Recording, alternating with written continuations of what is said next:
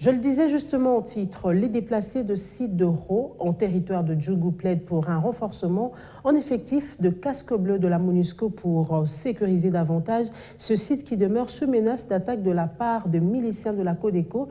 Et il faut souligner que cet endroit héberge actuellement plus de 70 000 personnes vivant dans la crainte et la certitude de leur situation. Marcus Jean-Louis Canou signe ce reportage.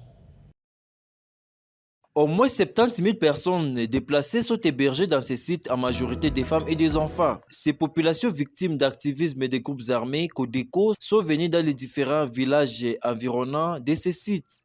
Leur nombre s'accroît du jour au lendemain. Hormis l'aspect alimentaire, ces déplacés craignent plus pour leur sécurité, qui est jusqu'à présent assurée par les casques bleus de la MONUSCO. Je viens des Drodro. Nous avons fui à cause de la guerre dans notre milieu. Nous avons choisi de se déplacer ici pour être sécurisés.